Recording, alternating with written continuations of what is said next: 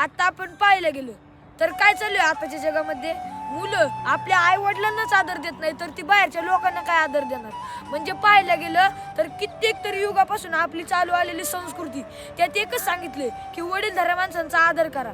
आपल्या जी प्रतिज्ञा आहे त्या प्रतिज्ञेमध्ये सुद्धा सांगितले की आपण वडीलधाऱ्या माणसांचा आदर करा. पण आताच्या जगातली माणसं काय करतात, आताच्या जगातली पोरं काय करतात, आताची जी पुढे चाललेली पिढी ती काय करते, आपल्या वडीलधाऱ्या माणसांना काय ती आपल्या आई वडिलांनाच आदर देत नाही तर ती बाहेरच्या लोकांना काय आदर देणार आहे. म्हणजे पाहायला गेलं तर महाभारतात अर्जुन भगवान श्रीकृष्णांना कित्येक तरी आदर देत होता, भीष्म पितामहांना कित्येक तरी आदर देत होता.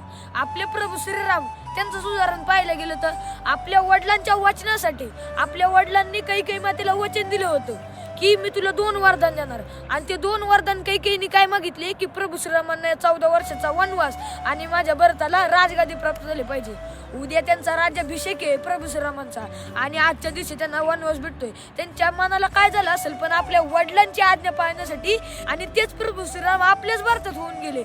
मला कधी असं वाटतं की प्रभू श्रीराम, श्रावण बाळ, अर्जुन, भगवान श्रीकृष्ण हे आपल्याच भारतात होऊन गेलेत का. म्हणजे आताच्या जगात पाहायला गेलं तर आपल्या आई वडिलांनाच मोठ्या खोऱ्याने हाणतात.